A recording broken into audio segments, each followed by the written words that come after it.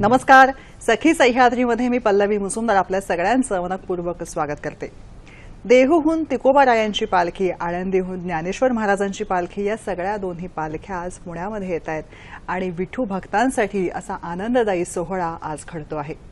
आणि इथून पुढे देह विठ्ठल तीर्थ विठ्ठल असं म्हणत पंढरपूरच्या दिशेनं या दोन्ही पालख्या मार्गस्थ होतील आणि एक असं महाराष्ट्रासाठी, जगासाठी, सगळ्यांसाठी एक आनंददायी निधान असलेला सोहळा सगळ्यांनाच पुढचे काही दिवस बघायला मिळणार आहे. मुलं ही देवाघरची फुलं असं आपण संबोधतो, पण या फुलांची नीट वाढ होण्यासाठी माळाला त्या बागेची, त्या फुलांची, त्यातल्या प्रत्येक फुलाची निगराणी ही उत्तम पद्धतीने राखावी लागते. ही निगराणी जेव्हा राखायची असते आणि जेव्हा आपण असं म्हणतो मुलं ही देवाघरची फुलं, तर मुलं आणि फुलं हेच नातं कायम ठेवत मुलांची निगराणी, जबाबदारी, आव्हान आहे. आज पालकत्व ही जबाबदारी असताना सुद्धा ती जबाबदारी निभावणं आणि ती जबाबदारी घेत असताना आनंदाचा ठेवा होणं हे महत्त्वाचं आहे. मग यासाठी नेमकं काय आहे? स्पर्धेच्या युगामध्ये अनेक प्रश्न सगळ्यांच्या मनामध्ये असतात. मुलांच्या मनामध्ये पडणारे प्रश्न, पालकांना मुलांना वाढवताना मनामध्ये येणारे प्रश्न, हे दोन्ही गोष्ट कल्पनातीत आहेत आणि त्याचबरोबर अचाट आणि प्रचंड आहेत. मग या प्रश्नांच्या भोवऱ्यामध्ये अडकलेले असताना उत्तरं शोधण्याची प्रक्रिया ही आनंददायी असायला हवी. तेव्हाच ही जबाबदारी, हे आव्हान जे आहे ते आनंददायी वाटेल आणि प्रगतिशील वाटेल. याच दृष्टिकोनातनं आजचा आपला हा विशेष भाग आहे. आजचा आपला विशेष भाग आहे मुलांचं वर्तन आणि पालकत्व. तज्ज्ञ आहेत, मानसोपचार तज्ज्ञ म्हणून आपण त्यांना ओळखतो, त्या म्हणजे गौरी कोठारे युहान. नमस्कार मॅडम. सखी सह्याद्रीमध्ये आपलं मनपूर्वक स्वागत करते. गौरी मॅडम आपल्या परिचयाच्या आहेत. विविध लेख, कार्यशाळा याद्वारे त्या सतत आपल्याला मार्गदर्शन करत असतात आणि त्याचबरोबर मुलांच्या समस्या, व्यक्तिमत्वामधल्या समस्या, वर्तनशैली या दृष्टिकोनातनं त्यांचे विविध कार्यशाळाही होत असतात. महापौरांच्या हस्ते त्यांच्या कार्याची विशेष दखल घेत त्यांचा सत्कारही करण्यात आलेला आहे. आजच्या कार्यक्रमात ते आपल्याला मार्गदर्शन करणार आहेत. तुमचे प्रश्न आमच्यापर्यंत पोहोचवा या दूरध्वनी क्रमांकाच्या माध्यमातून. 24908050 24988050. मुंबई बाहेरचे प्रेक्षक आणि मोबाईलवरून संपर्क साधताना 022 हा एसटीडी कोड आहे. छोटीशी विनंती, नेहमीप्रमाणे प्रश्न विचारताना टीव्ही सेटचा आवाज थोडासा कमी ठेवा, जेणेकरून आमचा आवाज तुमच्यापर्यंत व्यवस्थित पोहोचू शकेल. त्याचबरोबर विषयाच्या अनुषंगाने नेमके प्रश्न आम्हाला तुमच्याकडून अपेक्षित आहेत. आपल्या चर्चेला सुरुवात करूया. मुलांचं वर्तन आणि पालकत्व. मुलांचं वर्तन म्हणजे ही गोष्ट अशी आहे की जी सतत बदलणारी असते, की त्याविषयी कुठलीही गोष्ट लेबल किंवा पट्टी फुटपट्टी लावू शकत नाही. बरोबर. हे बदलणारं वर्तन आणि पालकत्व ह्याच्यामध्ये नेमकी कशा पद्धतीने समीकरण योग्य असू शकेल? बरोबर. पाल्य आणि पालक ह्याचं जे नातं आहे ते प्रत्येक काळानुसार बदलत असतं. म्हणजे सुरुवातीचा काळ जर बघितला तर त्याच्यामध्ये पालकांना आदर देणं हे महत्वाचं होतं. पालक जे सांगतील तीच पूर्व दिशा आणि मुलं ती फॉलो करायची. त्यानंतर आताचा मध्यंतरीचा जो काळ होता त्यामध्ये फ्रेंडली रिलेशन जास्त होतं, की आपल्या पाल्याशी जे आहे ते मैत्रीच्या नात्याने वागवलं जायचं. पण आताची स्थिती जी आहे ती थोडी आणि बदललेली आहे. म्हणजे जर बघायला गेलं, आपण कार्टून मधनं बघतो किंवा एखाद्या ऍड, जाहिरातीमधनं आपण बघत असतो की मुलांमध्ये किती बदल झालाय. आता एक जाहिरात जर सांगायची झाली, असंच मी त्या दिवशी पाहिलं की एक मुलगा होता, तो चॉकलेट खात होता आणि त्याच्या बाजूला जो एल्डरली पर्सन होता तो म्हणाला चॉकलेटने दात खराब होतात. तर तो म्हणाला का तुम्ही ब्रश नाही करत का? म्हणजे एवढं असं ते त्यांचं पुढचं वर्तन झालेलं आहे. सो फ्रेंडशिप, फ्रेंडली वातावरण ठेवून सुद्धा त्यांचं जे वागणं आहे त्याला योग्य वळण लावावं ह्याची आज खूप गरज आहे. आणि प्रत्येक प्रश्नाला पटापट त्यांच्याकडे उत्तरं असतात किंवा उत्तराला प्रतिप्रश्न हा त्यांच्याकडे तयार असतो असं एक दिसतं. हो. आणि सगळ्याच गोष्टीमध्ये घाई म्हणण्यापेक्षा काळाच्या पुढचा त्यांचा विचार आहे असं थोडंसं दिसतं का? हो. म्हणजे काळाच्या पुढचा किंवा त्यांचं जे लर्निंग आहे, आजकाल आजकाल जे नॉलेज ते घेतात आहेत, शाळेतून म्हणा किंवा मीडियामधनं, इंटरनेटमधनं, ह्यातनं त्यांना खूप वेगळं नॉलेज मिळते. त्यामुळे त्यांचं जे ब्रेन आहे, मेंदू जो आहे तो त्या पद्धतीने तल्लक झाला आहे. अच्छा. म्हणून पुढचा विचार आपण जे करू त्यापेक्षा आणखीन काहीतरी वेगळं असं त्यांची विचारसरणी झालेली आहे. आणि म्हणून त्यांच्या मनातली एक क्युरिओसिटी वाढलेली आहे. अशा प्रसंगामध्ये पालकांचा रोल खूप महत्वाचा आहे, कारण ऑलरेडी ते क्युरियस आहेत.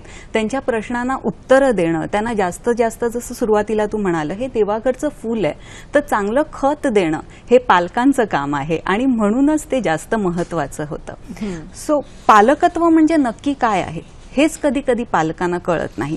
पालकत्व म्हणजे त्यांना शिस्त लावणं, वळण लावणं, त्यांच्याबरोबर राहणं, ह्याच्याही पलीकडे पालकत्व म्हणजे काहीतरी आहे. सो मी असं म्हणेन, this is journey from seed to plant. म्हणजे एका बी पासून त्याचं रूपांतर एका झाडामध्ये होत असतं आणि हा जो त्यांचा प्रवास असतो त्यामध्ये पालक नेहमीच त्यांच्यासोबत असतात. सो म्हणून ग्रो अप पेरेंट्स असं आपल्याला जास्त म्हणता येईल, की आपण मुलाला म्हणतो अरे तू काहीतरी शिक, पण त्यापेक्षा पालकांनी ह्यामधनं काहीतरी शिकलं तर ते नक्कीच मुलांसाठी चांगलं होईल. खरं, स्क्रीनवरती बऱ्याच वेगवेगळ्या गोष्टी आहेत त्या आपण दाखवूया प्रेक्षकांना. नक्कीच. सो जसं ही नेमकी स्क्रीन काय सांगते आता? हे एक journey from seed to plant, जसं मी म्हटलं की एका बी पासून त्याचं रूपांतर झाडामध्ये होत आहे. आणि मग प्रश्न पडतो नक्की पालकत्व म्हणजे काय. ही एक प्रोसेस आहे ज्याच्यामध्ये पालकांना आपल्या मुलाची काळजी घ्यायची आहे जोपर्यंत ते स्वतः स्वावलंबी होत नाहीत. अच्छा. सो हे एक कौशल्य आहे जे पालक शिकू शकतात. जोपर्यंत आपलं जे मूल आहे ते स्वावलंबी करणं हे पालकांचं ध्येय असलं पाहिजे आणि ते कौशल्य आत्मसात करण्यासाठी मुलाला समजून घेणं, त्याच्या भावना जपणं हे महत्वाचं असतं. आता अजून एक स्लाइड आपण बघू तर आपल्याला दिसतं आहे की या स्लाइडमध्ये एक आई आहे आणि ती मुलाला बघते आहे. ती असं म्हणते, you are making it difficult for me, की मला जसं पालकत्व हवं आहे, मला जसं पालक बनायचं आहे तसं मला तुझ्यामुळे बनता येत नाही. की जसं मी इमॅजिन केलं होतं की मी असं पालक बनीन तसं मला बनता येत नाही आहे असं म्हणणं आहे. पण मुलाला जे हवं आहे त्याप्रमाणे आपण बनायचंय. मी फक्त माझ्या मनामध्ये अशा कन्सेप्ट ठेवलेल्या आहेत की मी पालक म्हणून असं असं माझ्या मुलाशी वागीन, त्याला मारणार नाही, त्याचे लाड पुरवीन, पण at the same time me strict पण राहीन. तर तसं नाहीये. मुलाची काय गरज आहे हे समजून आपण वागायला हवं.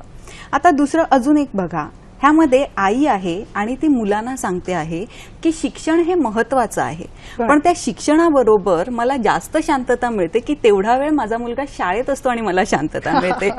सो ह्याला आपण पालकत्व नाही म्हणणार. ही एक पळवाट काढलेली आहे मुलांपासून असं वाटतं आहे.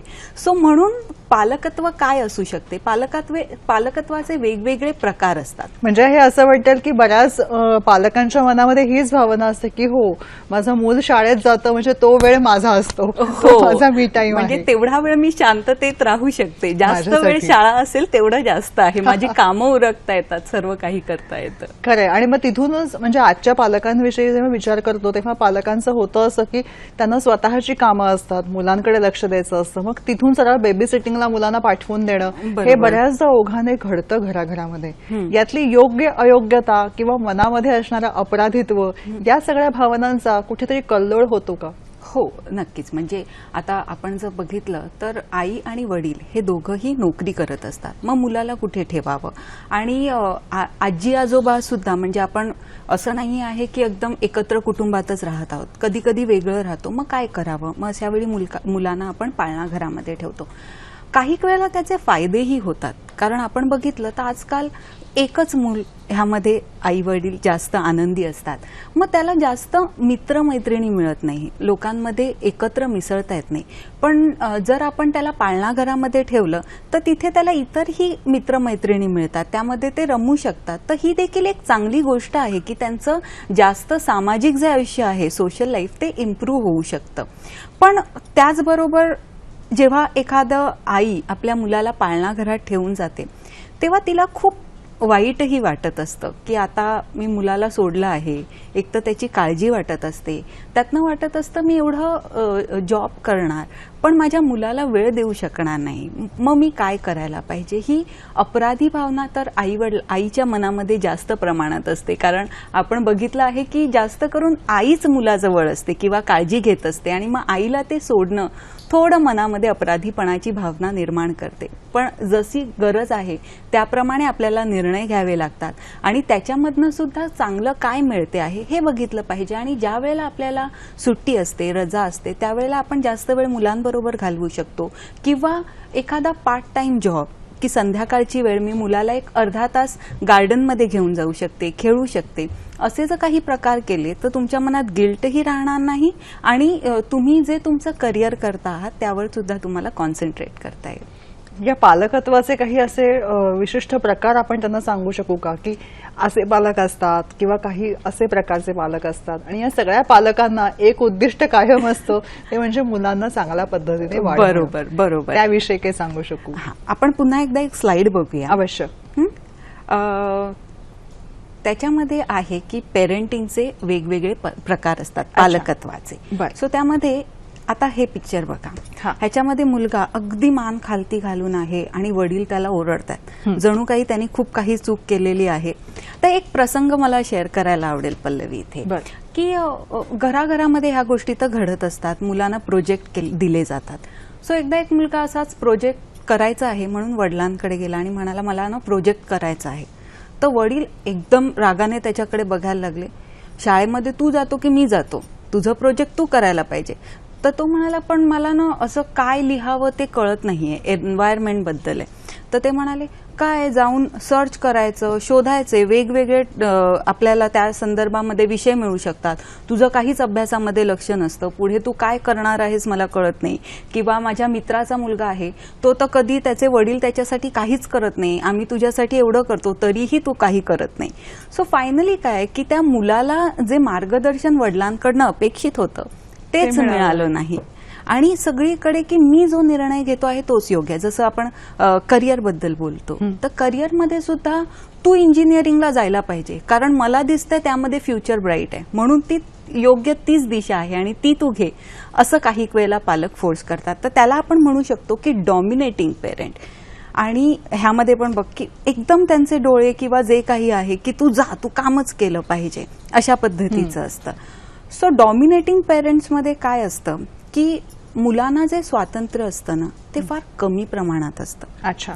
जसं मी म्हटलं की फारच कमी प्रमाणामध्ये मुलांना स्वातंत्र्य दिलं जातं की तू करिअर निवडायचं नाही, मी जे सांगतो आहे त्या दृष्टीने तू केलं पाहिजे. किंवा जे काही आपण डिसिप्लिन लावतो ते पण अगदी मुळापासून जे मला पटलेले असतात ते जास्त प्रमाणामध्ये तिथे असतात. पनिशमेंट करायला पाहिजे, फोर्स करायला पाहिजे, मुलांच्या मनामध्ये एक प्रकारची अशी आपण म्हणतो ना गिल्ट निर्माण करायला पाहिजे की लाजे खात्यात तरी तो करेल, म्हणून मग दुसऱ्यांबरोबर कम्पेअर करणं की तो बघ किती छान करतो आहे, असं लाज जर निर्माण केली मुलांमध्ये तर ते काहीतरी मोटिवेट होतील आणि असं करतील, असं डॉमिनेटिंग पेरेंटला कधीतरी वाटतं. हा स्ट्रक्चर वे आहे, म्हणजे आपण जर बघायला गेलो तर मुलांना वळण लावण्यासाठी हे शिस्त महत्वाची आहे, हा फोर्स महत्वाचा आहे, पण त्यासाठी फोर्स हा वर्ड न वापरता थोडं मोटिवेशन केलं, थोडं वेगवेगळे चॅलेंजेस दिले तर जास्त चांगलं असतं. सो असं हे डॉमिनेटिंग पेरेंटिंग हे एक पॅटर्न आहे, हा एक प्रकार आहे. शक्य आहे की बरेचसे पालक जे आहेत ते या पालक किंवा पाल्य सुद्धा टीव्ही बघताना या गोष्टीला रिलेट करत असतील. याला आपण मोटिवेशनल पॅरेंटिंग मध्ये कसं बदलायचं याविषयी जाणून घेऊया, पण कार्यक्रमामधला पहिला फोन आलाय तो आपण घेऊया आधी. नक्कीच. किशोर नगरकर आपल्याशी बोलतायत. नमस्कार किशोर. नमस्कार. बोला. सध्याच्या मुलांच्या मध्ये एक प्रकारची रिबेलियस आणि अग्रेसिव्ह पद्धतीची प्रवृत्ती निर्माण झालेली आहे बऱ्याच प्रमाणामध्ये. तर ही प्रवृत्ती पालकांनी कशा तऱ्हेने हँडल केली पाहिजे? आभारी आहे. धन्यवाद. कशा प्रकारची प्रवृत्ती? भीतीबद्दल असं त्यांचं म्हणणं असं की अग्रेसिव्ह असतात, खूपच आक्रमक असतात आजची मुलं. बरोबर. त्याला आपण हट्ट असं म्हणतो की मुलांचे हट्ट. आपण बालहट्ट फार आनंदाने पुरवत असतो. लहान वयापासून मुलांना काय असतं की माझ्या आई वडिलांनी माझ्याकडे लक्ष दिलं पाहिजे. सो अटेन्शन सीकर ते खूप जास्त प्रमाणामध्ये असतात. अच्छा. मग या वेळेला कुठल्याही प्रकारचं अटेन्शन असो, म्हणजे आई माझ्याशी लाडाने बोलणं असो, माझं कौतुक करणं असो, किंवा मला ओरडणं असो, मला मारणं असो, मला वैतागणं असो, तर ह्यासाठी मूल काही ना काही हट्ट करत असतं. जर त्या हट्टाकडे आपण दुर्लक्ष केलं तर थोडंसं ते रडतं. जर त्या रडण्याकडे पण आपण दुर्लक्ष केलं तर ते अगदीच हातपाय आपटायला लागतं, आणि एवढं की ते अगदी लोळायला लागतं. आणि मग आईला काय करणार, अरे बाळ एवढं करते आहे म्हणून त्याच्याजवळ जाते. पण मूल ह्यातनं काय शिकतं की मला जर आईचं लक्ष मिळवायचं असेल तर मला डायरेक्ट असंच केलं पाहिजे की मी हातपायच आपटले पाहिजे, लोळलं पाहिजे, जेणेकरून आई माझ्याकडे येईल. सो ही हट्टाची सुरुवात जी आहे ती लहानपणापासून होते. आणि थोडेफार प्रमाणामध्ये आजकाल आई वडील कदाचित मुलांना वेळ देऊ शकत नाही, त्यामुळे असेल, किंवा एकुलता एक मुलगा असेल म्हणून असेल की खूप जास्त प्रमाणामध्ये लाड करतात, त्यांचा सर्व हट्ट पुरवतात. पण लहानपणापासून त्या हट्टाकडे जर आपण दुर्लक्ष केलं तर ते मूल जे आहे ते चांगलं शिकू शकतं. पण दुर्लक्ष करणं म्हणजे अगदीच निग्लेक्ट करणं असं नाही. काही प्रसंगी त्याचं कौतुकही केलं पाहिजे. त्याचं जर काही चुकीचं वागणूक असेल तर त्याच वेळी त्याबद्दल त्याला शिक्षाही केली पाहिजे, पण शिक्षा अगदी मोठ्या प्रमाणात नसली पाहिजे. थोडंफार त्याला समजावून किंवा थोडं त्याच्याशी न बोलता, म्हणजे थोडा वेळ त्याच्याबरोबर आपण म्हणतो कट्टी घेतली तर ते आणखीन व्यवस्थित त्याला आपण वळण लावू शकतो. आणि ज्या वेळेला ते मूल हट्ट करणार नाही तेव्हा त्याला आपण बक्षीस पण दिलं पाहिजे. पण बक्षीस म्हणजे एकदम काहीतरी महागडी वस्तू देणं असं नाही, तर एक छोटंसं किंवा मुलाचं कौतुक करणं, त्याला जवळ घेणं, हे सुद्धा त्याच्यासाठी एक बक्षीसच. क्या बात आहे, हे खूप महत्वाचं नाही का. आजच्या काळामध्ये आपण वेळ देऊ शकत नाही, मग ती वेळ भरून काढायला महागड्या वस्तू फटाफट समोर टाकल्या जातात, तसं न घेता खरंच क्वालिटी टाइम, पुरेसा वेळ. मुलांचे वर्तन आणि पालकत्व याविषयी मानसोपचार तज्ज्ञ डॉक्टर गौरी कोठारी योहान आपल्याला मार्गदर्शन करतात. मॅडम, पुढचा फोन आलेला आहे तो घेते. सुधीर यांचा फोन आहे. नमस्कार, बोला सुधीर. मी सुधीर गोडसे बोलतोय, बोरुली पश्चिम येथून. माझे प्रश्न एक दोन. प्रथम मॅडमना नमस्कार, प्रोग्राम खूप चांगला अरेंज केलेला आहे. प्रश्न असा आहे की मुलांची एकाग्रता किंवा स्मरणशक्ती वाढवण्याकरता पालकांनी कोणती जबाबदारी घ्यावी जेणेकरून त्यांना त्यांच्या आयुष्यात त्यांना खूप मदत होईल पुढेपर्यंत.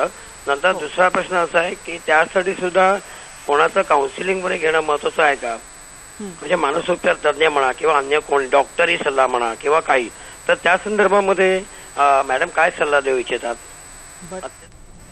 धन्यवाद सर. स्मरणशक्ती हा प्रकार जो आहे, म्हणजे आपल्याला जर आपली स्मरणशक्ती वाढवायची असेल तर जसं आपण काही शारीरिक मेहनत घेतो, शारीरिक व्यायाम करतो, तसंच आपल्या मेंदूच्या विकासासाठी काही व्यायाम आपण करू शकतो. स्मरणशक्ती वाढवण्यासाठी सगळ्यात महत्त्वाचं आहे ते म्हणजे आपलं कॉन्सन्ट्रेशन. आपल्याला लक्ष नीट देता आलं पाहिजे. त्यासाठी बघायला गेलं तर विविध माध्यमं आहेत की त्राटक असे प्रकार आहे किंवा योगामध्ये काही प्रकार आहेत अवेलेबल ज्यांनी तुमचं कॉन्सन्ट्रेशन वाढू शकतं.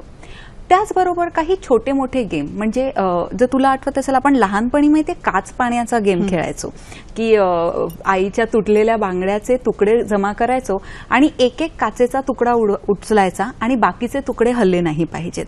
सो ह्याच्यामुळे सुद्धा मुलांचं कॉन्सन्ट्रेशन वाढतं. असे काही गेम मुलांबरोबर खेळले पाहिजेत जेणेकरून त्यांचा फोकस कायम राहील. जर तुम्ही बघायला गेलात तर बऱ्याच प्रकारची पुस्तकं अवलंबून मिळतात मार्केटमध्ये ज्याच्यामध्ये एक मोठं पिक्चर दिलेलं असते, पण बाजूला 10 काही असे पिक्चर दिलेले असतात. म्हणजे एखादा छोटा पिझ्झाचा पीस म्हणा किंवा एखादं शूज म्हणा, तर ह्या मोठ्या चित्रातनं तुम्हाला ते शोधायचं असतं जेणेकरून तुमचं कॉन्सन्ट्रेशन वाढतं, कारण तुम्ही पूर्ण लक्ष त्याच्यावरती देतात. सो जर का तुमचं कॉन्सन्ट्रेशन चांगलं असेल तर नक्कीच तुमची स्मरणशक्ती सुद्धा वाढत असते. स्मरणशक्ती म्हणजे काय बघा, आता मेमरी जर बघायला गेलो तर 3 भागांमध्ये डिवाइड आहे. एक तर आपण जे काही माहिती घेतो ती आपल्या सेन्सेसमधनं घेतो की आपले जे अवयव, आपण कानाने ऐकतो किंवा आपण जे काही आहे डोळ्यांनी बघतो, त्यातनं आपण काहीतरी ज्ञान घेत असतो. ते फार थोड्या वेळासाठी घेतो. त्यानंतरचं जे ते ज्ञान आपण घेतलंय ते थोड्या प्रमाणात शॉर्ट टर्म मेमरीमध्ये जातं. तिथे ते 18 ते 30 सेकंदापर्यंत राहतं आणि जेव्हा त्या गोष्टीवरती आपलं जास्तीत जास्त रिव्हिजन होतं तेव्हा ते आपल्या लॉंग टर्म मेमरीमध्ये जातं आणि तिकडे कायमचं स्टोअर होतं. सो ह्याला स्मरणशक्ती वाढवणं. प्रत्येक मुलाची स्मरणशक्तीची कपॅसिटी वेगळी आहे, पण तुम्ही जेव्हा त्यावरती एकसारखं रिव्हिजन करता किंवा परत परत ती गोष्ट बघता तेव्हा त्याचा फायदा होतो. पण ह्यामध्ये देखील मुलं जी आहेत त्या प्रत्येकाची, म्हणजे जसं मी म्हटलं की कुठलंही नॉलेज आपण घेतो ते आपल्या सेन्सेसमधनं घेतो. सो कानाने ऐकतो, डोळ्यांनी बघतो, हे वेगवेगळे माध्यम आहेत. पण प्रत्येक मुलाची जी ॲबिलिटी आहे ती वेगळी आहे, क्षमता वेगळी आहे. क्षमता वेगळी आहे. म्हणजे काही जण डोळ्याने बघून ते जास्त लक्षात ठेवू शकतात, काही मुलं जी आहेत ती कानाने ऐकून जास्त लक्षात ठेवू शकतात. सो डोळ्यांनी जर बघत असतील तर त्या माइंड मॅपचा तुम्ही वापर करू शकता, किंवा कानाने ऐकत असेल तर तोच प्रश्न परत परत ऐकून तुम्ही लक्षात खरंय. ठेवू म्हणजे शकता. ह्या छोट्या छोट्या गोष्टीतनं आपण नेहमी ते खेळ बघतो, पण कसे वापरायचे असतात ते हे अशा पद्धतीने. बरोबर. एक लांबचा फोन आहे तो पुन्हा घेते लांबचा आणि Yes, पुन्हा yes. डिस्कशनकडे नक्कीच. वळते. रजनी पडवळकर बोलतात आपल्याशी बँगलोरहून. नमस्कार रजनीताई. रजनीताई बोला. नमस्कार दोघींनाही नमस्कार. नमस्कार. मी रजनी पडवणकर बँगलोरहून बोलते. माझा प्रश्न असा आहे, आपण मुलांचे सर्व मागण्या मान्य केल्या आणि एखाद्या वेळी ते जमलं नाही तर मुलं नाराज होतात, तर ह्या वेळी काय करावे? त्यांचा हट्ट पुरवावा की सोडून द्यावे? मार्गदर्शन करा. धन्यवाद. धन्यवाद. रजनीजी, आपण कुठले हट्ट मान्य केले पाहिजेत आणि कुठल्या हट्टांवरती आपण आळा घातला पाहिजे हे आपण ठरवलं पाहिजे. मुलांचे सगळेच हट्ट जर आपण पुरे करत गेलो तर त्याला तीच सवय लागते की मी हट्ट करणं आणि ते मला त्याच क्षणी मिळायला पाहिजे. सो तुम्हीच यादी करा, तुम्ही स्वतःशी बोलवा की मुलाला काय काय दिलं पाहिजे ज्याच्यामुळे त्याची प्रगती होऊ शकते आणि कुठे आपण आळा घातला पाहिजे. तशी जर आपण सुरुवात केली किंवा कधी आळा घालायचा आणि कुठले हट्ट पुरवायचे, तर जेव्हा आपण त्याचा हट्ट पुरवला नाही तेव्हा त्याला वाईटही वाटणार नाही किंवा तो जास्त प्रमाणामध्ये ते एक्सप्रेसही करणार नाही. पण त्याचबरोबर तुम्ही तो हट्ट का पुरा करत नाहीये ह्याचं पण एक्सप्लेनेशन मुलांना दिलं पाहिजे. नाही तर असं वाटणार आईचा ना आज मूड नव्हता म्हणून आईने दिलं नाही, तसं नाहीये. आपण एखादी गोष्ट जी करतो आहोत मुलांसाठी त्यातनं ते काहीतरी शिकले पाहिजेत.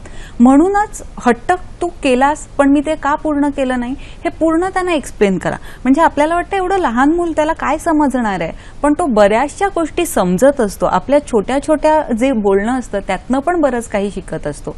सो हे तुम्ही करून बघा की कुठले आपण हट्ट पुरवावे आणि कुठले पुरवू नये, तर निश्चितच त्या मुलालाही कळेल की मी ह्या ठिकाणी हट्ट केला पाहिजे की नाही केला पाहिजे. म्हणजे नकळत याच्यामधून सुद्धा सारासार विवेकबुद्धीचा वापर हे पालकांच्या कृतीमधनं मुलामध्ये सुद्धा झिरपलं जाईल. बरोबर. मगाशी तुम्ही एक मुद्दा छान सांगितला, तो म्हणजे वेगवेगळे खेळ मुलांशी खेळून त्यामध्ये माइंड मॅपिंग हे टेक्निक जे आहे ते वापरता येईल. यामध्ये मला दोन प्रश्न विचारायचे आहेत. एक म्हणजे माइंड मॅपिंग टेक्निक काय आहे आणि ते मुलांमध्ये कसं अवलंबायचं याविषयी, आणि दुसरी गोष्ट म्हणजे आजच्या सगळ्या मुलांचे खेळ म्हणजे पुस्तकांमध्ये न बघता स्मार्टफोन्स आणि कम्प्युटरवरती बसून खेळ खेळणं. मग इथं फक्त एकटा माणूस पुरतो किंवा एकटा मूल आणि त्याचा लॅपटॉप किंवा मोबाईल कम्प्युटर इज सफिशियंट. मग याच्यामध्ये पालकांची भूमिका शून्यावर असते ह्याविषयी. माइंड मॅप ही टेक्निक आहे, जसं मी म्हटलं की आपली जी मेमरी आहे ती वेगवेगळ्या लेवलवर काम करत असते. सो त्याचप्रमाणे जेव्हा एखादी गोष्ट आपण बरेच वेळा बघतो तेव्हा ती आपल्या माइंडमध्ये जास्त काळ राहू शकते. माइंड मॅपमध्ये एक छोटा टॉपिक म्हणजे मोठा टॉपिक जो आहे त्याला आपण छोट्या प्रमाणामध्ये डिवाइड करतो, म्हणजे जे पॉइंटर्स असतात. सो मेन मुद्दा आतमध्ये लिहिला जातो मधोमध आणि त्याच्या ज्या फांद्या आहेत त्या वेगवेगळ्या दिशेने लिहिल्या जातात. पण तो जास्त कलरफुल केला तर आपल्या मेमरीमध्ये तो दीर्घकाळ टिकतो. सो हे अभ्यासाची एक फार चांगली टेक्निक आहे. म्हणजे फक्त पाठांतरावर भर न देता अशा कन्सेप्टने जर तुम्ही अभ्यास केला तर ते जास्त काळ आपल्या मनामध्ये राहू शकतं. हे पहिलं. आणि दुसरं जसं तू म्हणाली, हो स्मार्टफोन किंवा मोबाईलवरती कम्प्युटरवरती मुलं जास्त असतात. काही वेळेला पालक स्वतः सुद्धा त्यांना लॅपटॉप किंवा कम्प्युटर लावून देतात की तू खेळ, जेणेकरून तो मुलगा तिथे रमला जाईल आणि माझी कामं होतील. सो असंही पालकांचं कधी कधी असतं. पण काही गेम्स जे आहेत, आता सबवे सर्फर म्हणा किंवा असे बरेचसे गेम आहेत ज्यामध्ये मुलांचे हात आणि डोळे दोन्ही वापरलं जातं. सो त्यामुळे त्यांचं काय आहे, आय हँड कॉर्डिनेशन वाढतं. सो हे सुद्धा मुलांसाठी चांगलं आहे. पण त्याचा अतिरेक नाही झाला पाहिजे. म्हणजे ठराविक वेळ जर आपण मुलांना सांगितली की एवढ्या वेळेमध्ये तुला बोलायचं करायचं आहे, एवढ्या वेळ खेळायचं आहे, तर ते नक्कीच फायद्याचं ठरू शकेल. फक्त ते जास्त प्रमाणात नाही व्हायला पाहिजे. पुढचा फोन आहे उस्मानाबादहून. नमस्कार, बोला. हॅलो, नमस्कार हेमंत मॅडम. पोते, बोला हेमंतजी. नमस्कार मॅडम. माझा प्रश्न असा आहे की हा हा की ग्रामीण भागातील मुलं आणि शहरी भागातील मुलं, ग्रामीण भागातील मुलांना मॅच्युअर व्हायला वेळ लवकर लागतो, कमी उत्पन्नात मॅच्युअर होतात, आणि शहरी भागातील जे मुलं आहेत ते लवकर मॅच्युअर होतात. तर ही जी तफावत आहे ती आपल्याला कशा प्रकारे दूर करता येईल, जेणेकरून काय, किंवा ग्रामीण भागातील विद्यार्थ्यांना मॅच्युअर लवकर कशी होतील याकडे आपण. धन्यवाद हेमंतजी. त्यांचा मुद्दा असा आहे की प्रगल्भतेच्या जेव्हा आपण पातळ्या बघतो तेव्हा त्यांच्या मतानुसार, हेमंतजींच्या म्हणण्यानुसार, ग्रामीण भागातली मुलं ही शहरी भागातल्या मुलांच्या तुलनेमध्ये अधिक वेळ घेतात प्रगल्भतेसाठी. तुम्हाला असं वाटतं का? आणि मुळात प्रगल्भता वाढवण्यासाठी मुलांना काय करावं? प्रत्येकाची जी बुद्धिमत्ता आहे ती तुम्ही कुठल्या भागात राहता ह्याच्यावरती अवलंबून नसते. बुद्धिमत्ता ही प्रत्येक व्यक्तीवरती अवलंबून असते. पण जर आपण म्हटलं की ग्रामीण भागामध्ये जे एक्सपोजर आहे, म्हणजे जे इंटरनेट म्हणा किंवा विविध जे कार्यक्रम राबवले जातात, म्हणजे आता शहरासारख्या भागांमध्ये तुम्ही बघाल तर वेगवेगळे मुलांसाठी कार्यक्रम घेतले जातात किंवा त्यांना वेगवेगळ्या प्रकारे प्रोत्साहन दिलं जातं. उपक्रम राबवले जातात, ज्याच्यामध्ये जातात. सहभाग मुलांचा जास्तीत जास्त असेल अशा पद्धतीचे, आणि ते ग्रामीण भागामध्ये नसतं.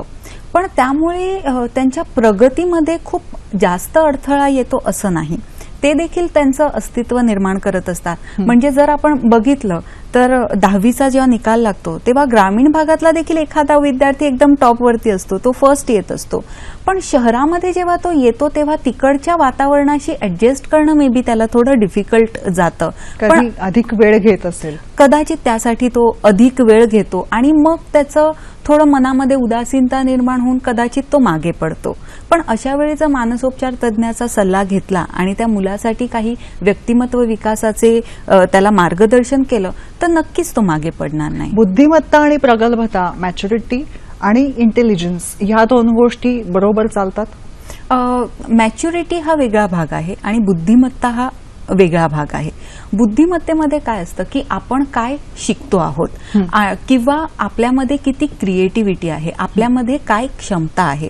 आणि मॅच्युरिटी जी आहे ती ओव्हरऑल वातावरणामधनं निर्माण होत असते की कसं आपण, आपले विचार कसे डेव्हलप होतात, आपण आजूबाजूच्या परिस्थितीमधनं शिकतो. पण काही वेळेला असं होतं ना पल्लवी, जर एखाद्याची बुद्धिमत्ताच बॉर्डरलाईन लेवलची आहे, एकदम कमी आहे, कमी पातळीवर आहे, तर त्याच्यामध्ये तेवढी मॅच्युरिटी निर्माण होऊच शकत नाही, कारण त्याची क्षमता जी आहे ती थोडीशीच आहे. अच्छा. मग अशा वेळी थोडा फरक येऊ शकतो. पण एखादा जर ॲव्हरेज बुद्धिमत्तेचा माणूस आहे आणि दुसराही ॲव्हरेज बुद्धिमत्तेचा माणूस आहे, पण त्याच्या घरातनं त्याला तसं पोषक असं वातावरण जर दिलं नसेल तर त्याच्यामध्ये तेवढी मॅच्युरिटी निर्माण नाही होऊ शकत. मग अशा वेळी ठिकाण कोणतं आहे ही गोष्ट मॅटर करत नाही, तर आपले प्रयत्न आणि प्रगल्भता ही महत्त्वाची ठरते. जेव्हा आपण या सगळ्याविषयी बोलत होतो तेव्हा फोनचा ओघ हा भरपूर आहे. तर पुढचा फोन काय आहे तो बघूया. नमस्कार, बोला. हॅलो मॅडम, ज्यावेळेस आमच्या भावाला आम्ही बोलण्याचा प्रयत्न करतो ना त्यावेळेस तो सारखं चिडचिड करतो आणि व्यवस्थित बोलत नाही.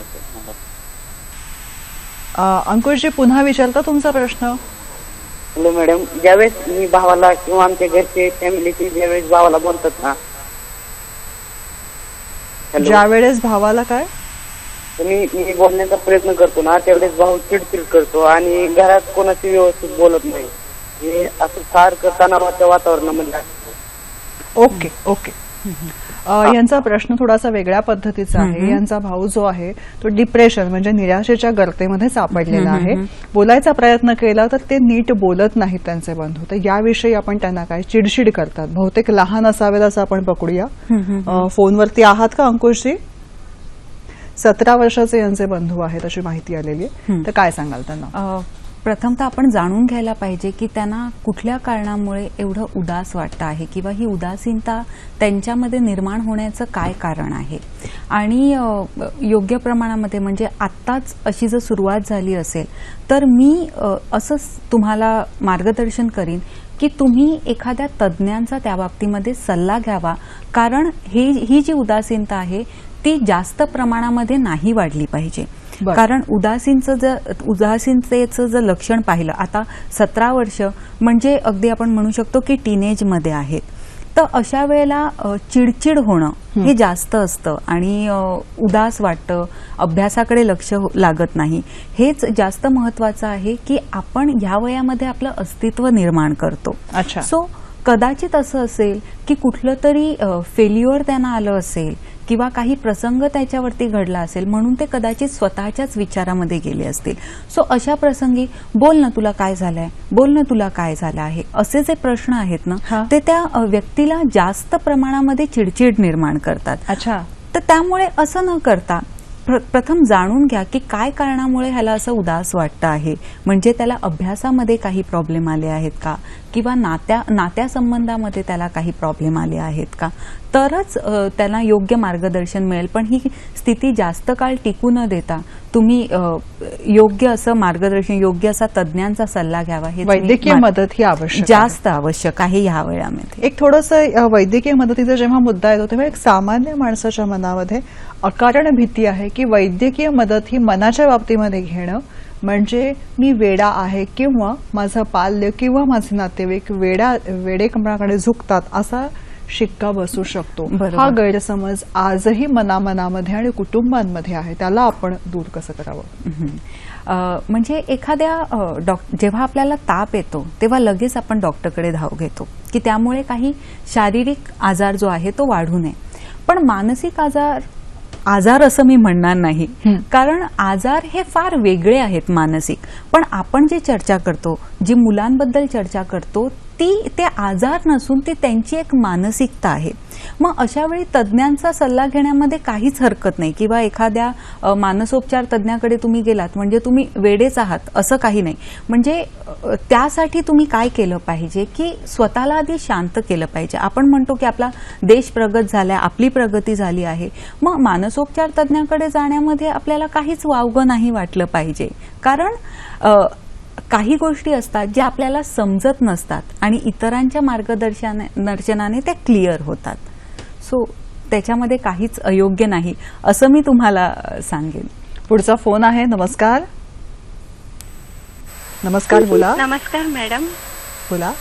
नमस्कार मॅडम. शोभा ब्रीत परेलून बोलते. हो शोभा. 14 वर्षाचा आहे, सध्या 10वीला आहे. शाळेतच जायला मागत नाही, खूप हुशार आहे. शाळेतून पण त्याला कन्सेशन दिलं जातं आणि तो सगळा राग मकासा काढतो, जेवत नाही, बाहेरचं जंक फूड खातो. वडील पण त्याचे खूप शिस्त लावायचा प्रयत्न करतात पण ते कडक शिस्तीचे, अमुक एक अमुक झालंच पाहिजे.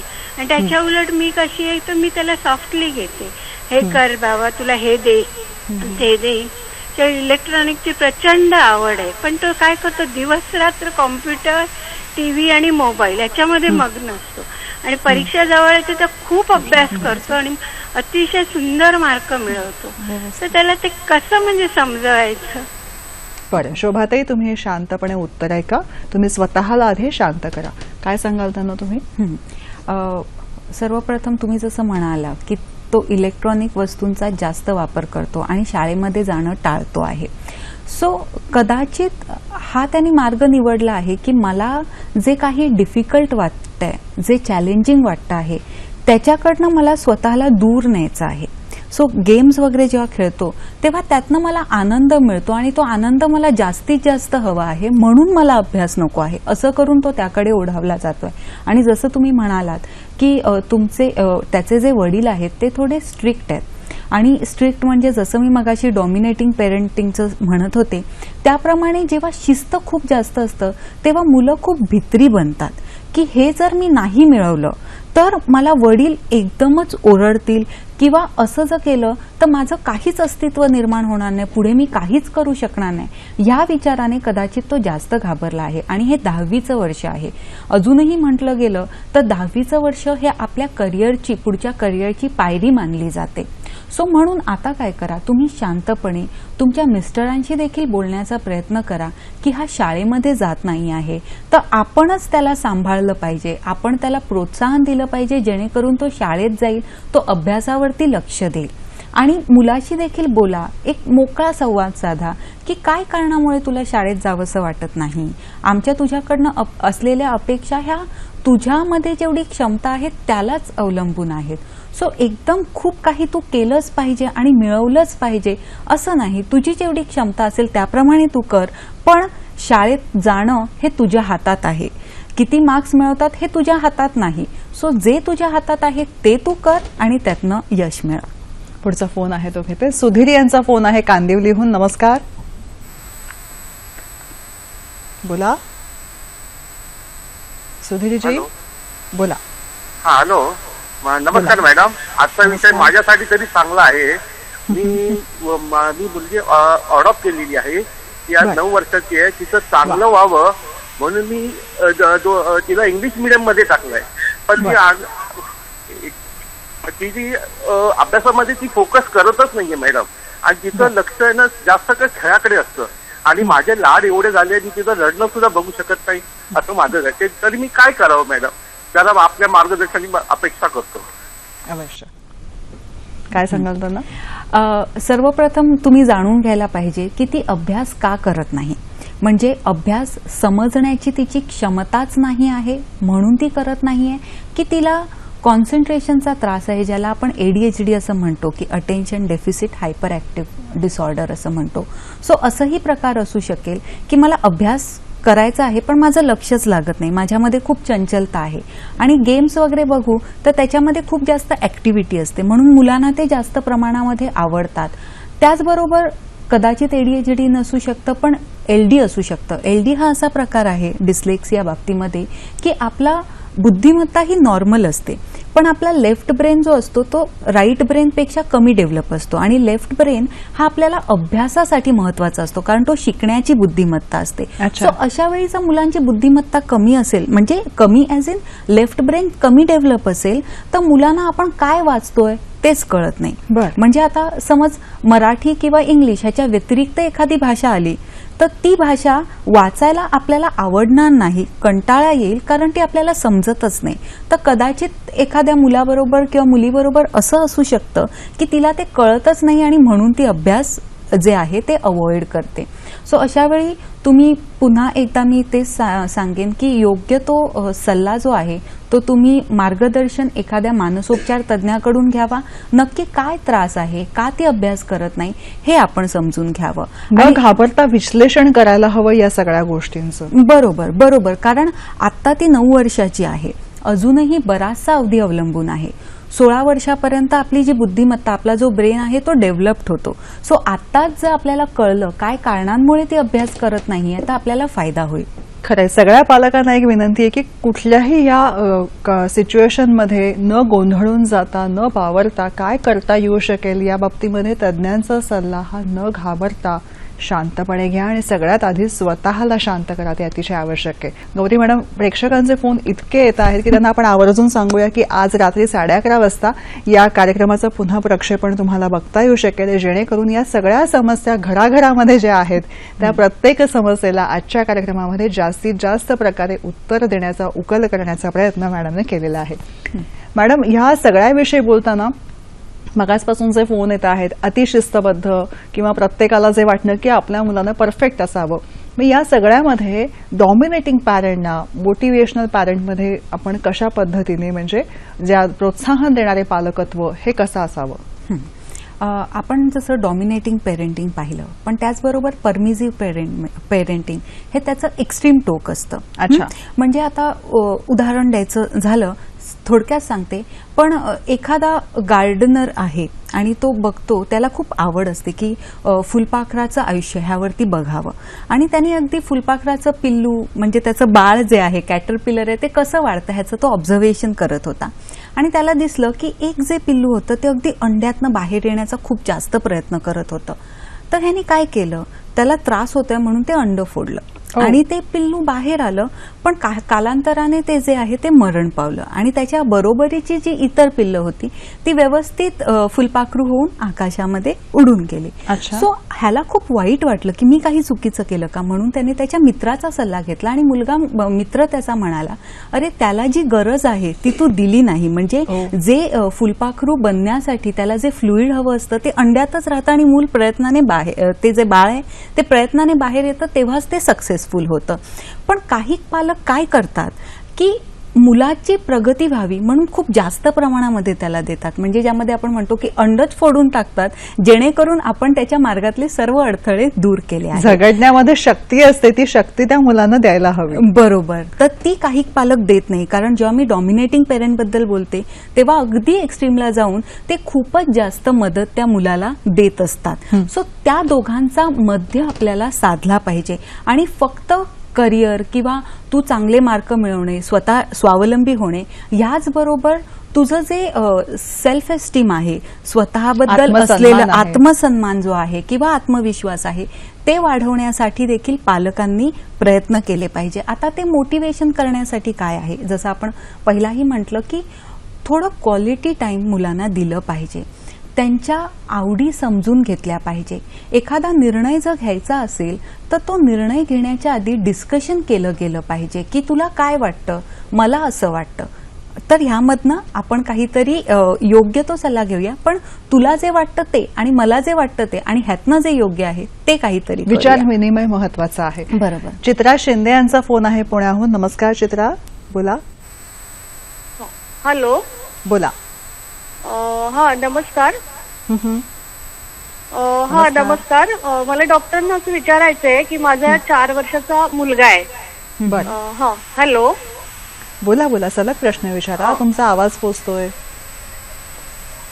हा, तर त्याला थोडं डेव्हलपमेंटल डिलेचा प्रॉब्लेम आहे आणि एका डॉक्टरनी त्याचं निदान ऑटिस्टिक माइल्ड फीचर्स आहेत म्हटले आणि अजून एक डॉक्टरनी सांगितलंय की ते डेव्हलपमेंटल डिले आहे म्हणून. तर अशा कंडिशन मध्ये आम्ही काय करायचं? धन्यवाद. काय सांगाल त्यांना?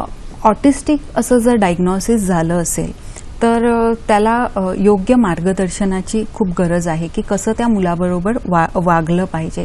कारण ऑटिस्टिकमध्ये काय होतं की त्या मुलाचं जे सोशल लाईफ आहे ते खूप वेगळं असतं, म्हणजे अगदी आईशी सुद्धा तो कनेक्ट करू शकत नाही, एवढं त्याचं वेगळेपणा असतं. मग अशा वेळी आईने थोडे शांत राहायला पाहिजे, कारण आईला तर वाटणं अरे माझ्या मुलाने मला तरी हाक मारावी, मला तरी जवळ घ्यावं. या मुलांचा अगदी आय कॉन्टॅक्टही नसतो, म्हणजे आपण म्हणू शकतो एका खोलीमध्ये ते स्वतःला अगदी बंदिस्त असं त्यांनी जीवन केलेलं असतं. सो जर ह्याच्याबद्दल मार्गदर्शन करायचं तर सर्वात प्रथम तुम्ही शांत राहायला पाहिजे. ह्याच्या प्रगतीसाठी काही वेगळ्या वेगळ्या प्रकारची थेरपी वापरली जाते. सो त्याचा जर तुम्ही अवलंब केला तर निश्चितच फायदा होईल. पण तत्पूर्वी नक्की त्याला काय आजार आहे, खरोखर तो ऑटिस्टिक आहे का आणि योग्य डायग्नोसिस असेल तरच त्या दिशेने पुढे आपण प्रयत्न केले पाहिजे. नाहीतर जर डायग्नोसिस चुकीचं असेल तर आपली कुठलीही थेरपी त्यावरती वर्क होणार नाही. नीट विचारपूर्वक निर्णय घ्यायला, विचारपूर्वक आणि योग्य असं डायग्नोसिस करून मगच पुढे जायला पाहिजे. बरोबर आहे. या स्पर्धेच्या युगामध्ये आव्हानंही सगळ्यांसमोर आहेत, मुलांसमोर आणि पालकांसमोर. बरोबर. ही एक लढाई आहे जे प्रत्येक जण लढतं आहे आणि प्रत्येकाला त्याच्यामध्ये यशस्वी हे व्हायचं आहे, प्रत्येकाला आपला झेंडा ठामपणे रोवायचा आहे. मग ही लढाई कशा प्रकारे सामंजस्याने लढावी, यासाठी पालक आणि आपलं जे पाल्य आहे यांचं नातं खूप महत्वाचं आहे. जर ते आपण व्यवस्थित सांभाळू शकलो तर मुलाला आपण जास्त प्रमाणामध्ये प्रोत्साहन देऊ शकू. त्याच्याबरोबर योग्य तेवढा वेळ घालवणं, त्यांच्या सोबत राहणं, हे जास्त महत्त्वाचं आहे. आणि ही जी लढाई आहे किंवा ही जी कॉम्पिटिशन आहे, जर पालकांनी मनावरती घेतलं तर नक्कीच आपल्या मुलाला यश ते मिळवून देऊ शकतील. यामध्ये काही स्लाइड्स वेगवेगळ्या आहेत, त्यातलं काही आपण सांगू शकू? नक्कीच. जसं आपण आता डॉमिनेटिंग पेरेंट पाहिलं किंवा एकदम एक्स्ट्रीमला जाऊन परमिसिव्ह पेरेंट पाहिलं, पण अफर्मेटिव्ह पेरेंट म्हणजे जसं तुम्ही म्हणालात की ह्या कॉम्पिटिशनच्या युगामध्ये पालकत्व नक्की कसं असायला पाहिजे, तर त्यामध्ये आपण काही जे लिमिट्स आहेत ते मुलांना योग्य पद्धतीने सांगितलं पाहिजे. म्हणजे बऱ्याचशा कंप्लेंट आपण ऐकल्या, तो अभ्यासच करतो, तो हट्टच करतो, पण त्याहीपेक्षा त्यानं एक साचा बनवून दिलं पाहिजे की तुला कुठल्या गोष्टी मिळणार आहेत, तू कुठल्या वेळेमध्ये अभ्यास केला पाहिजे हे त्यांना ठरवून दिलं पाहिजे. किंवा तू जर एखादी गोष्ट केली तर त्याचे काय काय परिणाम येऊ शकतात हे देखील मुलांपर्यंत पोहोचलं पाहिजे. मुलं जे सांगतायत ते ऐकलं सुद्धा पाहिजे. कारण बरेचदा असं होतं की पालक जे आहेत ते न ऐकता फक्त लेक्चर देत असतात. सो ते मुलांना थोडंसं बोरिंग वाटतं. सो केवळ लेक्चर न देता जर आपण ऐकलं तर तो संवाद चांगल्या पद्धतीने होऊ शकतो. जसं आता फक्त मी बोलत राहिले तर तुमचे काहीच डाऊट्स क्लिअर होणार नाही, तुम्ही पण बोलणार तेव्हा तो संवाद पुढे वाढतो. तसंच पालकांनी सुद्धा वागलं पाहिजे, मुलांचं नीट ऐकून घेतलं पाहिजे. आणि आधी मी म्हटलं की आधी डिस्कस करा आणि मगच काय ते निर्णय घ्या, तर ह्या स्पर्धेमध्ये जास्त मुलं यशस्वी होऊ शकतात. आणि त्याहून खूप महत्वाचं झालं ना पल्लवी, तर एक्सपेक्टेशन्स, काय एक्सपेक्टेशन्स आहेत आणि ते रिझनेबल असले पाहिजे. मला जे शक्य होईल तेच असले पाहिजेत, तर नक्कीच चांगलं यश मुलांना मिळू शकेल. एक बऱ्याचदा असं होतं की घरामध्ये मूल हे सगळ्यांच्या आकर्षणाचा बिंदू असतो. मुलालाही कळत असतं की माझ्याकडे सगळ्यांचं लक्ष आहे. मग एखादी गोष्ट मागितल्यावर शिस्तीच्या बडग्याखाली आई नाही म्हणते, पण बाबा म्हणतात जाऊ दे तिकडे, देऊन टाकूया आपण. मग आई वडिलांच्या वितुष्टाचा किंवा आई वडिलांच्या मतभेदाचा ऍडव्हान्टेज, फायदा आहे लहान मुलं उठवत असतं. बरोबर. मग इथं सगळा गोंधळ जो आहे तो पालकत्वाचा उडतो आणि मुलाचा फायदाही होतो किंवा नुकसानही होतं भविष्याकडे बघताना. हे गणित कसं सोडवायचं? आता मी त्यामध्ये आणखीन काही ऍड करीन की जरी आई वडिलांचं एकमत असलं तरी आजी आजोबांचं वेगळं असतं. मग तो आणखीनच गोंधळ निर्माण होत असतो आणि पुन्हा पिढीचा बदल असतो त्याच्यामध्ये. पिढीचा एक पूर्णपणे पिढीचा बदल असतो आणि आजी आजोबांचं नातवंड म्हणजे अगदी खूपच लाडकं असतं. सो हा गोंधळ आणखीन जास्त प्रमाणामध्ये येतो आणि हे घराघरामध्ये होत आहे. सो त्यासाठी काय केलं पाहिजे, आधी दोघांनीही म्हणजे जर आई वडील आहेत तर त्या दोघांनी ठरवलं पाहिजे की आपल्या मुलासाठी काय योग्य आहे आणि कुठल्या बाबतीमध्ये तुम्ही जे सांगणार आहात तेच मला मान्य आहे. म्हणजे वडिलांनी जर एखादी गोष्ट सांगितली तर आईने पण ती मान्य केली पाहिजे आणि आईने एखादी गोष्ट सांगितली तर मुलांनी पण ती मान्य केली पाहिजे. पण असं नाहीये की वडील बोलतायत ओरडतायत म्हणून आईने पण ओरडलंच पाहिजे. अपार्ट फ्रॉम त्याच्याऐवजी जर वडील काही बोलतात आहेत, रागवतात आहेत, ओरडतात आहेत, तर आईने फक्त मुलाच्या सोबत राहायला पाहिजे. त्याच्यामध्ये आणखीन आग नाही होतली पाहिजे. किंवा आई जर काही बोलत असेल तर वडील जाऊ दे, आई अशीच कटकट करते, लक्ष देऊ नको, असंही नाही केलं पाहिजे. आई असं का सांगते आहे हे मुलांनी सांगितलं पाहिजे. म्हणजे काय होतं की वडील ओरडतायत तर ते काय सांगतात हे मुलाला कळत नाही, तो फक्त हर्ट होतो. पण आई जेव्हा समजावते की ते तसं का बोलतायत तर मूल ऐकतं. सो त्यामुळे एक जर ओरडत असेल तर दुसऱ्यांनी समजवलं पाहिजे की आई वडील का ओरडतायत ते. खरंय, प्रश्न खूप आहेत, फोन पण आपल्यापाशी खूप पोचत आहेत, पण आज मात्र इथंच थांबायला हवं. आनंददायी पालकत्व आणि बालपणीचा काळ सुखाचा या दोन्ही शब्दांचे अर्थ उलगडण्याचा प्रयत्न आणि तो कृतीत आणण्याचा प्रयत्न आजच्या भागामध्ये कसा वाटला नक्की कळवा. आणि मॅडम इतकं मोलाचं मार्गदर्शन केलं, मनपूर्वक आभार मानते. धन्यवाद. नमस्कार.